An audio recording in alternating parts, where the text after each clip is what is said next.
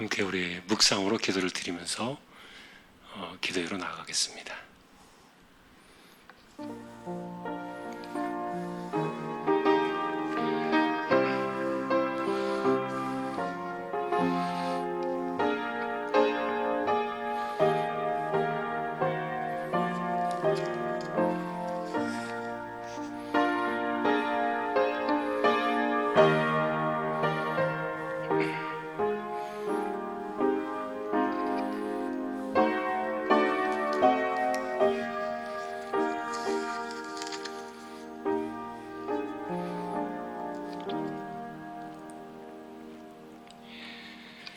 하나님 감사합니다. 이 시간도 저희가 기도회로 모였습니다. 부족한 저희들을 붙들어 주시고 또 이 땅을 긍휼히 여겨주셔서 하루속히 우리가 평안하는 가운데 하나님을 예배할 수 있도록 은혜를 더하여 주시기를 소망합니다. 이 시간도 성령께서 저희와 함께 해주시기를 간절히 소망하오며 존귀하신 예수 그리스도의 이름으로 기도하옵나이다. 아멘. 우리 찬송 같이 하겠습니다. 371장입니다.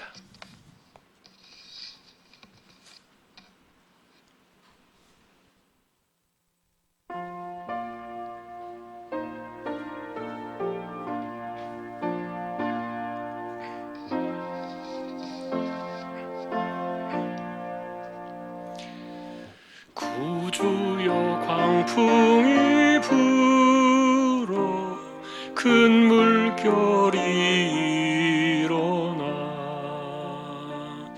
온 하늘이 어둠에 쌓여 피할 곳을 모르니 우리가 죽게 된 것을 안 돌아봅니까?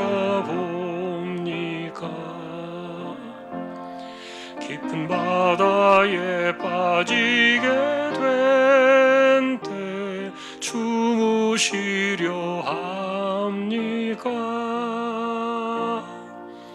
큰 바람과 물결아 잔잔해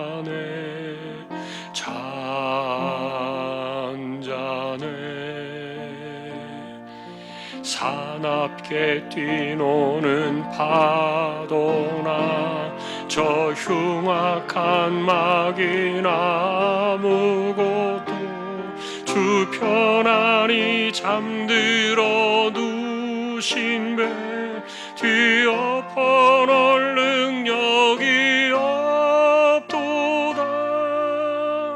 주 예수 풍파를 꾸짖어 잔잔해 주 예수 풍파를 꾸짖어 잔잔하라. 구주여 떨리는 내 맘 저 풍랑과 같아서 늘 불안에 쌓여서 사니 날 붙들어 주소서. 세상의 풍파가 나를 삼키려 합니다. 지금 죽게 된 날 돌아보사 곧 구원해 주소서. 큰 바람과 물결아 잔잔해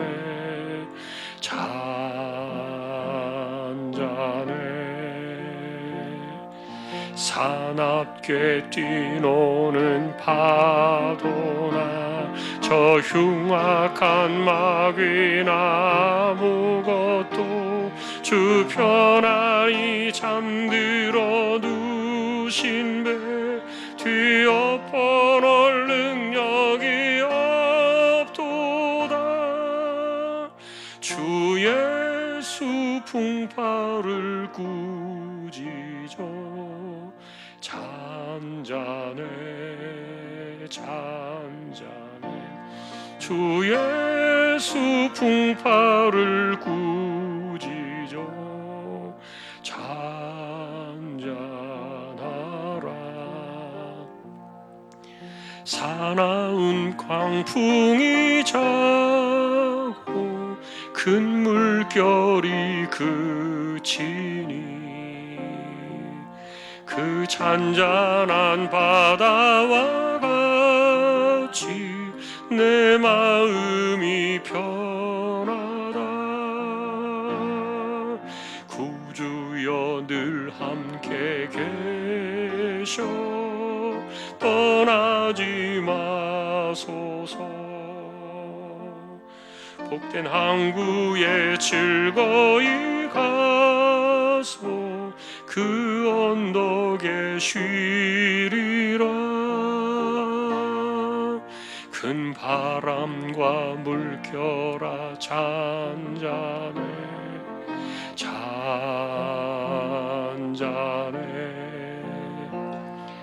사납게 뛰노는 파도나 저 흉악한 마귀나 아무것도 주 편안히 잠들어 누신 배 뒤엎어 놓을 능력이 없도다.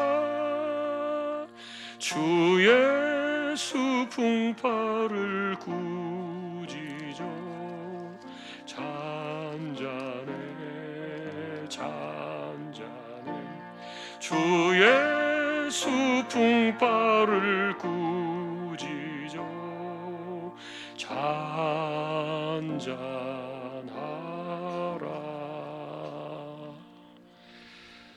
아멘. 614장 찬송하겠습니다. 614장.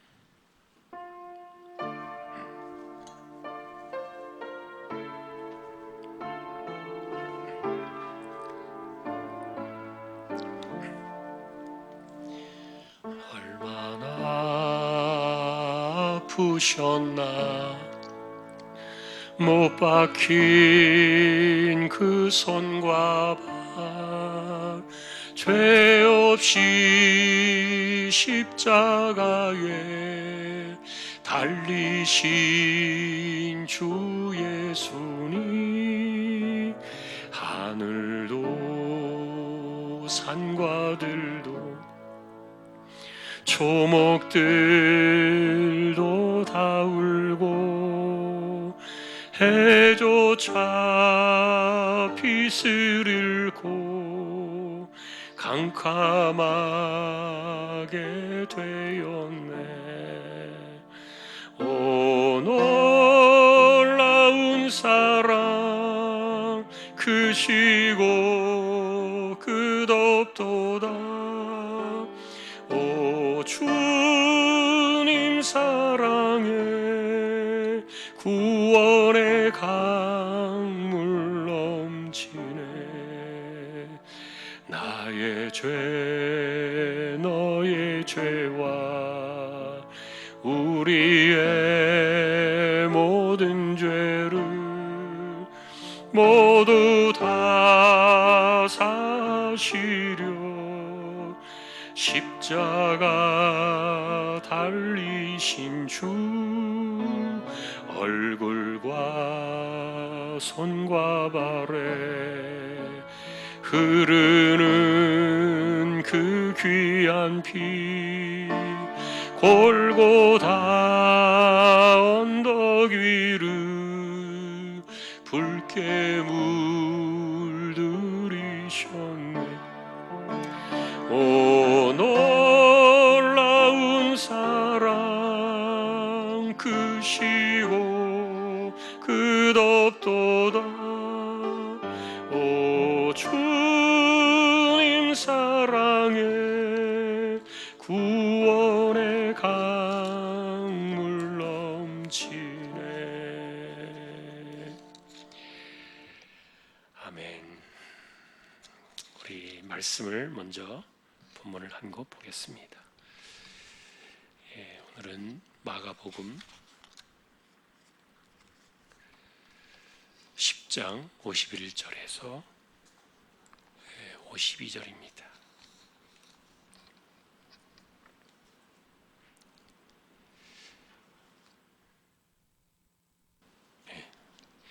마음 10장 51절 52절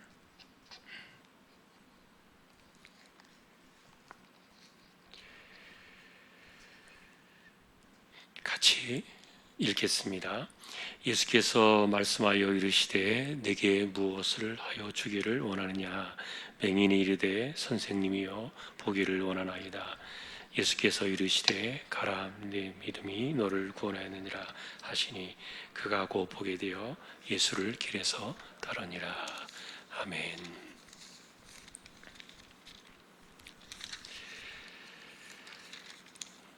우리 찬송 442장 한 번 더 찬양을 하고 말씀을 보겠습니다. 442장입니다.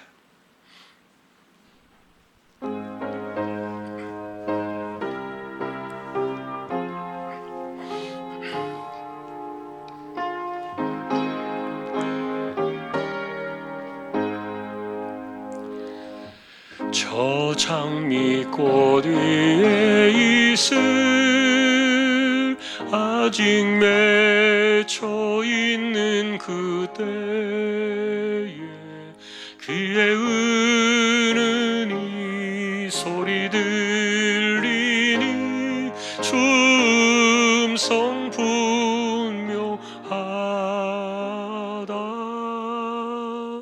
주님 나와 동행을 하면서 나를 친구 삼으셨네. 우리 서로 받은 그 기쁨 알 사람이 없도다. 그 청아한 주의 음성 우는 새도 잠잠케 한다. 내게 들리던 주의 음성이 늘 귀에 쟁쟁하다. 주님 나와 동행을 하면서 나를 친구 삼으셨네. 우리 서로 받은 그 기쁨은 알 사람이 없도다. 밤 깊도록 동산 안에 주와 함께 있으려 하나. 괴로운 세상에 할 일 많아서 날 가라 명하시다. 주님 나와 동행을 하면서 나를 친구 삼으셨네. 우리 서로 받은 그 기쁨 알 사람이 없도다. 아멘. 오늘 읽으신 이 본문은 그 맹인 바디메오가 고침을 받은 사건이죠. 굉장히 중요한 사건으로 이 본문을 비중을 둡니다. 왜냐하면 이제 10장까지 마가복음이 이렇게 한 템포가 지나고 11장부터는 이제 예루살렘의 순환 사건으로 이 본문의 내용이 틀어지기 때문인데, 그러다 보니까 예루살렘을 향하여 가는 그 제자들의 길에 마지막으로 따라붙은 사람이 요분이었을 겁니다. 맹인 바디메오, 이분이 예루살렘으로 들어가는 그 예수님의 뒤를 따라가는, 52절에 그렇게 되어 있죠. 그가 곱하게 되어 예수를 길에서 따르니라. 주님을 따라갔던 거기에 합세했던 마지막 무리로 이분을 보게 되는데, 지난번에 저희가 이 비슷한 사건을 한번 보셨어요. 귀가 안 들리는 분, 이제 농아죠. 귀가 안 들리니까 또 말을 못해요. 그래서 이분을 고칠 때 예수님께서 열려라 이렇게 말씀을 하셨는데, 에바다 이렇게 말씀을 하셨는데, 그런데 그 말을 이 사람이 들을 수가 없잖아요.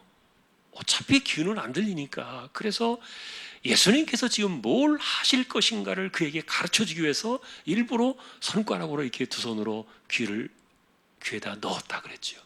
그리고 그의 혀가 이제 풀려질 것이다라는 것을 말해주기 위해서 그 혓바닥에 예수님이 손을 대신, 그래서 이 사람으로 하여금 정확하게 예수님께서 내가 지금 너를 위해서 뭔가를 하려고 하고 있다, 이것을 가르쳐 주신 사건이 그 에바다라는 그 내용 속에 들어 있었는데, 그리고 예수님께서 그 당시에 이제 특별한 행동들을 보면 하늘을 우러러 기도를 드리면서 그 에바다 이렇게 말씀을 하신 것을 보게 돼요. 그래서 그 당시에 그 귀가 열렸던 사람의 입장에서는 이분이 하나님께 기도해서 자신의 귀와 그리고 막혔던 그 혀를 풀어두셨다, 그렇게 이제 보았을 거예요. 자, 근데 이제 오늘 우리가 보시게 된 이 맹인의 경우에는 이분은 안 보여요. 그러니까 어쨌든 예수님에 대한 소문을 듣고서 소리를 질러가지고 앞에까지 왔어요. 뭐 사람들이 그를 안내했겠죠. 아니면 길을 열어주었든지. 오라 하니까 이 사람이 이제 겉옷을 내버리고 예수님께로 달려갔는데, 그런데 이 사람은 보이지가 않기 때문에 자유로움을 어떻게 해야 돼요, 이분에게는. 그런데 정말 이 사람이 무엇 때문에 예수님께로 왔나, 이게 궁금한 거예요. 자, 여러분이 이렇게 말씀을 드리면, 이게 무슨 뭐 말 같지도 않은 뜬금없는 소린가, 당연히 눈 꽂혀달라고 왔지, 그렇게 이야기하시겠죠. 그러나 이제 예수님께서 이 사람의 속내를 보고 싶었다는 거예요. 왜냐하면 실제로 이 사람이 예수님의 소문을 듣고 소리를 질렀기 때문인데, 그 소문을 들었다는 말은 나사렛, 다윗의 자손 나사렛 예수가 지나간다는 말을 듣고 소리를 질렀다는 말은 벌써 예수님에 대한 소문을 그가 들었다는 얘기죠. 뭐 귀는 열려 있으니까. 그래서 그분이 어떤 분인가에 대한 그 희미한 인식은 갖고 있었을 거예요. 그러나 실제로 예수님을 향해서 그가 가지고 있었던 다윗의 자손이라는 고백을 했지만, 그러나 예수님께 그가 원하는 것이 진짜 무엇인지를 예수님은 듣고 싶었던 것 같아요.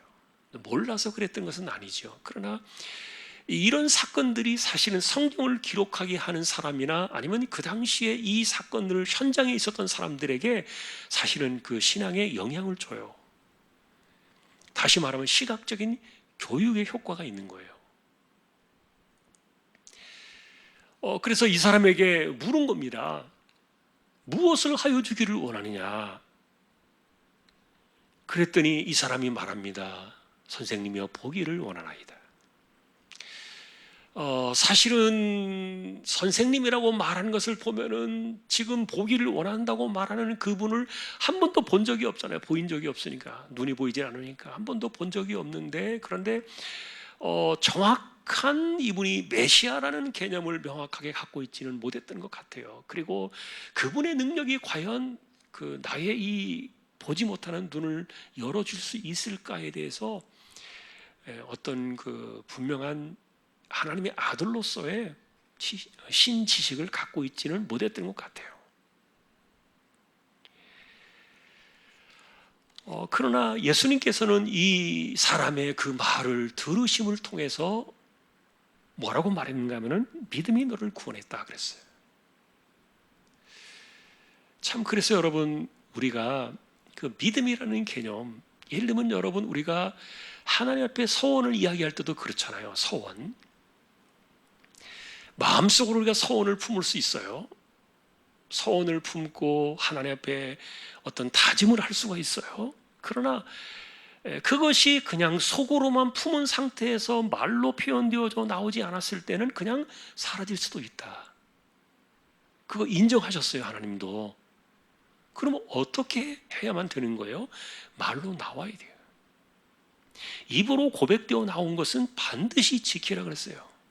그것이 서원의 성격 아닙니까?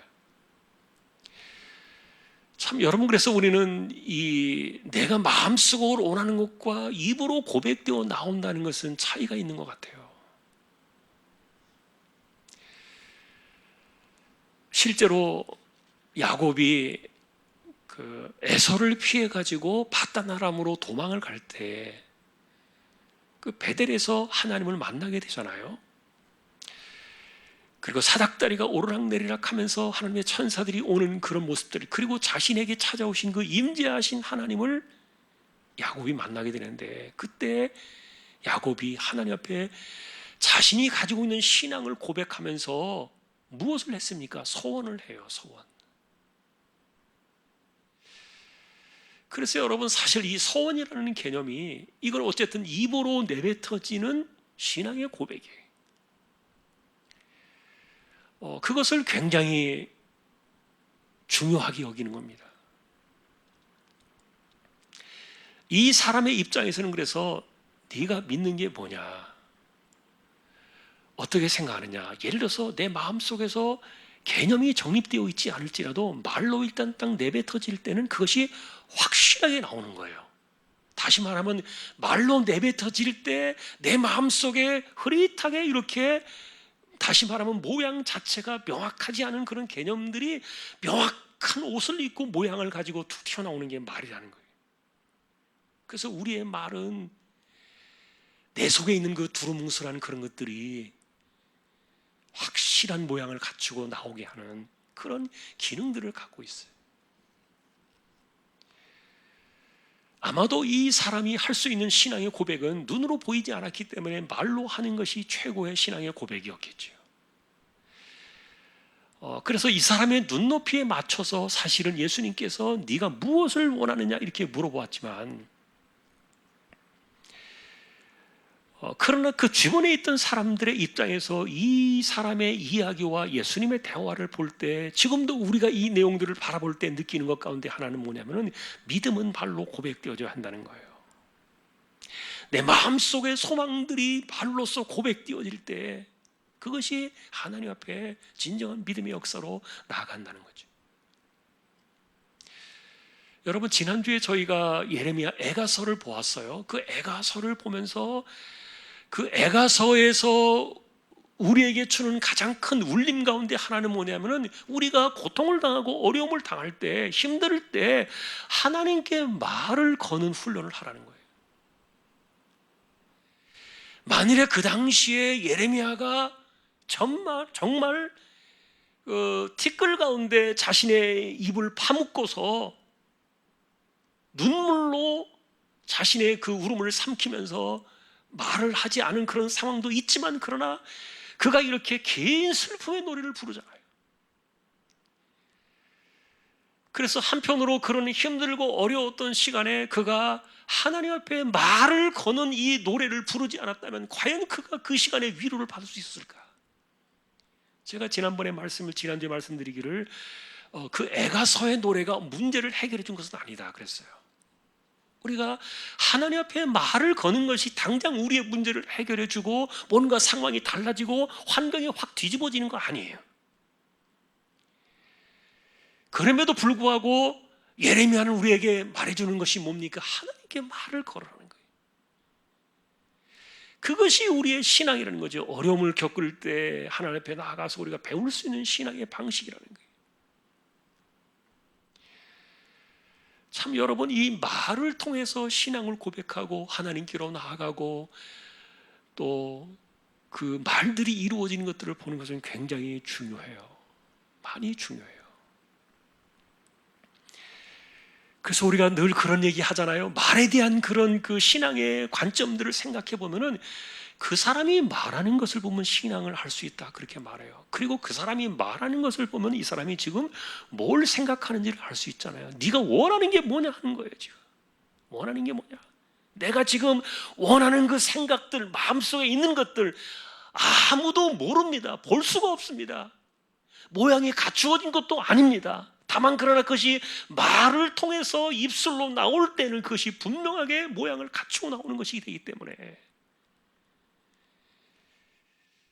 그래서 이 말은요, 내가 지금 무슨 생각을 하며 살고 있는지, 내가 지금 원하는 게 뭔지, 그리고 내가 지금 무슨 기도를 드리며 살고 있는지, 이런 것들을 보여주는 아주 명확한 근거가 돼요. 그런 점에서 예수님께서는 그 사람의 속에 있는 그 내면을 끄집어내셨다는 거예요. 내면을 끄집어내어서 그것을 믿음으로 표현해주는 가장 그 정확한 그런 것이 뭐냐? 입술의 말이라는 거죠. 예수님께서 그런 것에 대해서 강조를 하신 적이 있죠. 우리가 이제 지금 10장을 보고 있습니다만 그 다음 장에 넘어가면 그 내용들이 나와요. 예루살렘으로 돌아가서 그 순환 주간에, 그 한 주간에 그 무화과 나무를 저주했던 사건이 나오잖아요. 나무를 저주했던 사건을 바라보면서 그 다음날 제자들이 물어보았을 때 예수님께서 정말 그전에는 생각하지 못했던 그런 기상천외한 그 말씀을 주셨지요. 그것이 뭡니까? 너희가 말한 대로 믿으면, 다시 말하면 하나님을 믿으라 그랬습니다. 하나님을 믿으라 그래놓고 그 믿음으로 하는 말에 대해서 그것을 마음에 의심하지 않고 믿으면 그대로 된다. 이게 다음 11장에 나오는데 주님의 말씀 속에 있죠. 근데 그것은 기도는 아니에요. 기도는 아니에요. 왜냐하면 그 다음 구절에 또 기도가 나오니까, 또 기도하고 나서 그것을 마음에 의심하지 않냐고 그대로 믿으면 그대로 된다. 반복해서 강조하고 있어요. 물론 거기에는 하나님을 믿는 그 믿음이 전제가 되어 있지요. 하나님을 믿어라. 물론 여러분, 우리가 말한다고 해서 다 되는 것이 믿음은 아닙니다. 내가 뭐 믿고 말하기만 하면 다 되는 것이 믿음이라 이렇게 생각하면은 그게 하나님을, 그 모든 것들을 이루시고 주장하시는 하나님을 우리가 우습게 여기는 것이 될 수도 있잖아요. 그건 아니죠. 그런 것은 아니에요. 물론 하나님의 주권이 있고 하나님의 뜻이 있어요. 그러나 우리가 하나님의 뜻 가운데서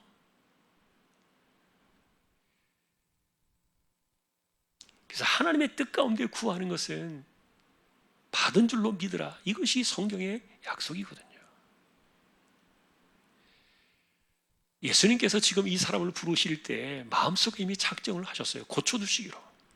떠보는 거 아니에요. 내가 고쳐줄까 말까, 이 사람을 한번 좀 내가 시험해 봐가지고 그 다음에 할지 말지 내가 결정하겠다, 그런 것이 아니에요. 이미 예수님은 굳히셨어요. 그러니 이렇게 마음을 굳히신 그 예수님 앞에 나와서 물을 때 정확하게 말을 해야 되는 거예요. 우리가 지난번에 보았던 것처럼 시내산이 아니라 그 변화산 밑에서 자기의 귀신 들린 아들을 고쳐달라고 왔던 그 아버지가 제자들이 고치지 못하니까 예수님께로 와서 도대체 무슨 일이야 하고 이렇게 말할 때 예수님 바라보면서 이 아버지가 뭐라 그랬습니까? 만일에 할 만하시거든 아들을 고쳐주십시오. 이게 무슨 말 같지도 않은 말입니까? 제자들도 못 고쳤는데 당신이라고 뭐 별 수 있겠는가? 예를 들어서 그런 말들도, 그런 뉘앙스도 있잖아요. 그러니까 예수님께서 할 수 있거든요. 무슨 말이냐? 예수님 앞에 나올 때 그런 믿음 가지고는 이건 아무짝에도 쓸모없는 거예요. 그분이 어떤 분이신가를 분명히 믿을 때 그 사람이 그 믿는 만큼 그 원함의 말들이 나오잖아요. 내가 실컷 얘기했는데, 힘들게 이야기했는데, 어려운 이야기를 했는데, 그런데 상대방이 그것을 전혀 하지 못해요. 할 능력도 안 돼요. 그것을 해줄 수도 없어요 라고 말한다면, 그렇다면 여러분 얼마나 허탈하겠어요.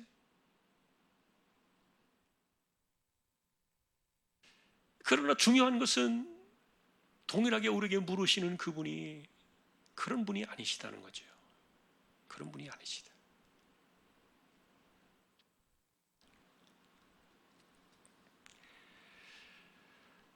여러분들은 이제 이 사람이 막 소리를 지르고, 그리고 또 주변에 시끄러우니까 많은 사람들이 꾸짖어 가지고 잠잠하라 막 입을 막았어요.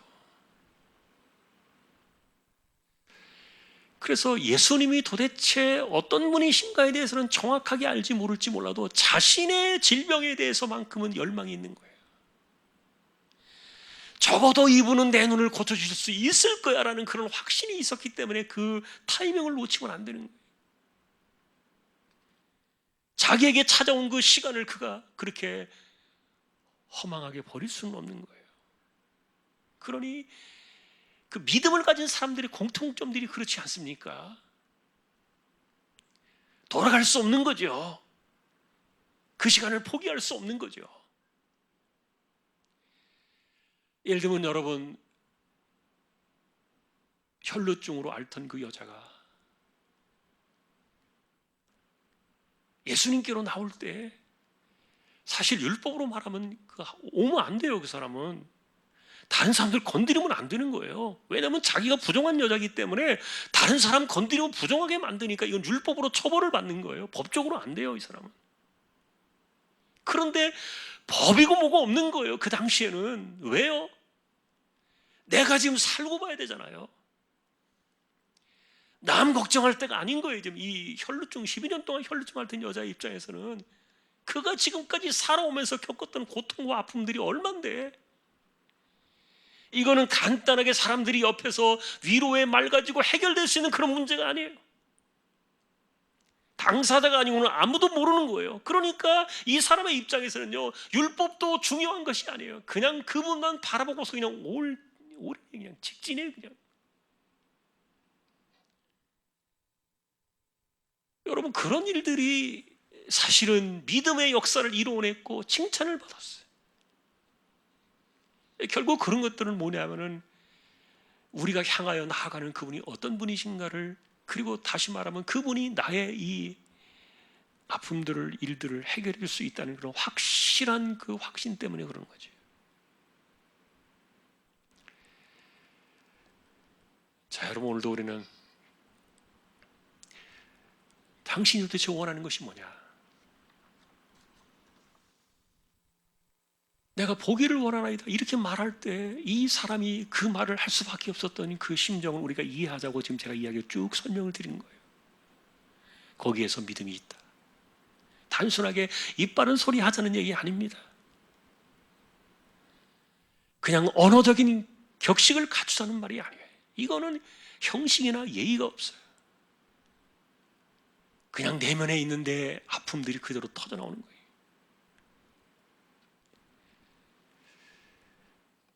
참, 여러분, 우리는 하나님 앞에서요, 진실해지는 법을 배울 필요가 있어요. 진실해지는 법. 그리고 그 속에 있는 것을 우리가 하나님 앞에, 예레미야가 이야기했던 것처럼 하나님께 말을 거는 방법을 우리는 배워야 되고 말을 거는 훈련을 해야 되는데, 거기에는 어떤 그 격식이나 어떤 규칙이나 이런 것들이 있지 않아요. 중요한 것은 진솔한 것을 배우는 거예요. 지난번에 에가서에 말씀드렸죠. 그래서 아프면 아프다고 말을 해라. 힘들면 힘들다고 말을 해라. 아닌 척 비껴가려고 하지 마라. 그리고 그것이 마치 내게 지금 와 있는데 없는 것처럼 이렇게 도망가는 척 그렇게 하지 마라. 그런다고 해서 그런 것들이 내 삶에서 해결이 되느냐고요? 아니거든요.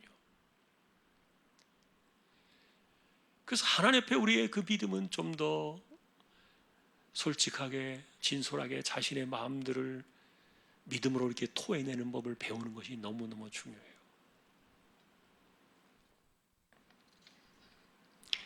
참 여러 가지 모양들을 많이 보여주셨어요. 믿음이라는 것이 뭔가를 이해하게 하기 위해서 사실 예수님은 다 알고 계셨고 모든 것들을 판단하고 계셨지만 이런 사건들을 바라보는 수많은 눈들을 생각하는 거예요.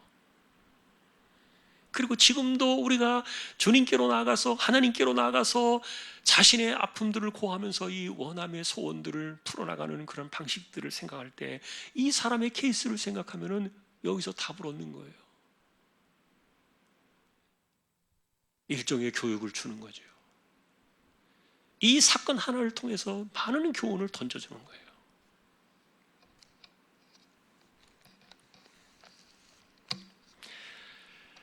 우리 찬양같이 하십시다.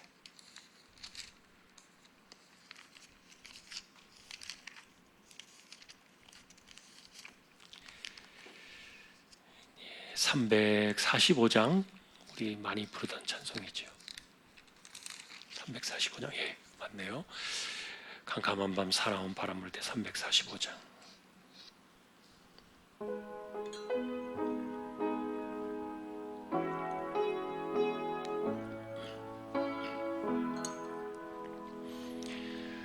캄캄한 밤 사나운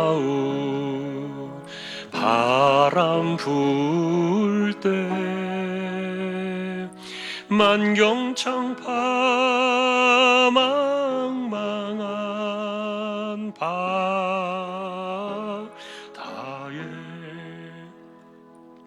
외로운 배 한 척이 떠나가니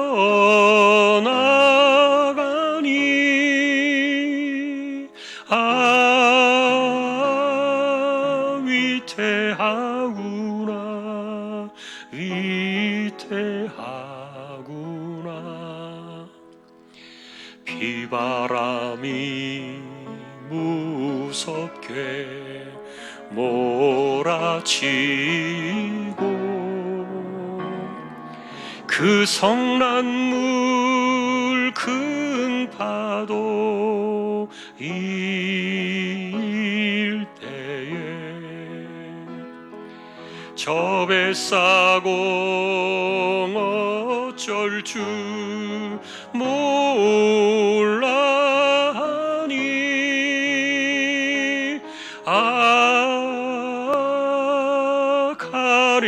가련하구나 가련하구나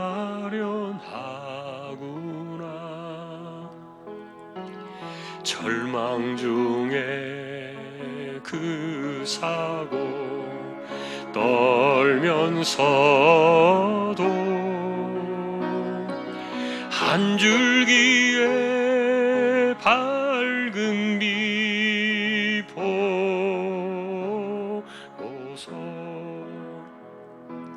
배 안에도 하나님 계심 믿고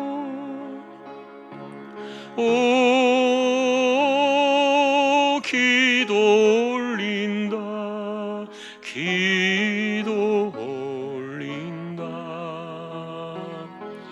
아버지여 이 죄인 굽어보사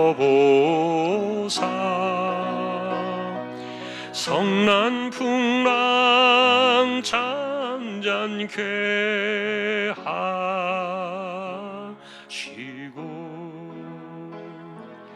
이 불쌍한 인생을 살리소서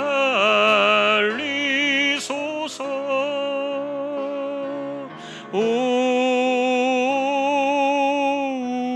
하나님 우리 하나님 모진 바람 또 험한 큰 물결이 제 아무리 성내어 더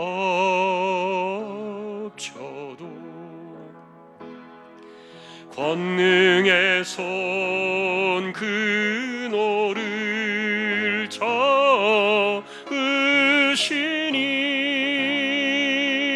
오 잔잔한 바다 잔잔한 바다. 아멘. 내게 무엇을 하여 주기를 원하느냐 이렇게 물으실 때 보기를 원하나이다 이렇게 이제 대답을 했던 이 대화를 쭉 보면은요, 그런 생각이 들어요. 사실 여러분, 막 우리가 억울하고 막 말하고 싶고 막 힘들 때가 있잖아요. 그럴 때 사람들에게 힘든 이야기들을 털어놓고 어려운 이야기 털어놓고 곤란하고 아픈 이야기를 막 털어놓으면요, 그 상대방이 어떻게 될까요? 똑같이 힘들어요. 부지하게 힘들어져요. 사람은요, 그런 이야기를 들으면요, 너무너무 스트레스가 돼요. 상대방을 이해는 하지만. 그래서 사람들은요, 사실은 우리가 그런 능력이 없기 때문에, 함량이 미달되기 때문에 좋은 얘기를 많이 들어야 돼요. 좋은 얘기를 많이 듣는 것이 사실은 우리를 행복하게 해요. 자, 그런데 하나님께는 이런 내용들이 스트레스가 되는 말이 없잖아요. 주님께서 들으실 때 너무너무 야 이거 다 힘들다 고만해라 이런 얘기 없거든요. 그래서 기독교인들은 이 대화를 보면서요, 그래 우리가 입을 열어야 될 분은 바로 이분이시다. 사실 여러분, 그래서 세상에서는 입을 다무는 법을 배우는 게 좋아요. 그게 상대방도 살리는 거예요. 내가 죽겠으니까 상대방에게 말을 하지만, 그러나 그것을 듣는 사람도 힘들어요. 그 사람들 앞에서는 침묵하는 법을 배우는 것이 좋지만, 그러나 하나님 앞에서는 말을 거는 법을 배워야 돼요. 말하는 법을 배우는 것이 좋아요. 그러니 이렇게 이 엄청난 이야기를 보기를 원하나이다. 이 엄청난 이야기를 할 수 있는 그분이 계신다는 것이 얼마나 감사하고, 또 우리에게 물으시는 그분이 계신다는 것이 얼마나 감사한지 몰라요. 이거는 사람이 흉내낼 수 없는 거예요. 정말 고귀한 가치예요. 누구하고도 바꿀 수 없는, 주님만이 해낼 수 있는, 그리고 주님 앞에서만이 할 수 있는 정말 고결한 가치예요. 무엇과도 비교할 수 없는 거예요. 오늘 우리는 그 신앙으로 주님께 나아갑니다. 요즘 같은 세상은 그래서 참 입을 다무는 법을 많이 배워요. 말을 아끼고, 대신에 주님 앞에 이야기를 많이 해요. 기도를 해요. 어쩌면 그것이 성경의 원리인 것 같아요. 자, 오늘도 우리는 하나님께 기도로 나아가십시다. 우리의 소리를 들으십니다. 믿음을 가지고 나아갈 때 나라와 민족을 위해서 이 모든 것들이 우리가 평안하는 가운데 예배를 드리기 위해서, 나라의 평화를 위해서 기도하라 그랬는데, 하나님께서 어쨌든 가라앉혀 두시도록 기도해 주시고요, 하나님의 뜻이 이루어지기를 원하고 하나님의 공의가 이루어지기를 원하고. 자, 여러분, 코로나 우리 기억하시면서 기도하시고, 우리의 신앙이 흐트러짐이 없어야 되겠고요, 특별히 영상으로들 하지만 예배를 잘 드리고 우리의 신앙이 온전히 서도록, 이 혼란의 때를 잘 지나가도록 기도해 주십시오.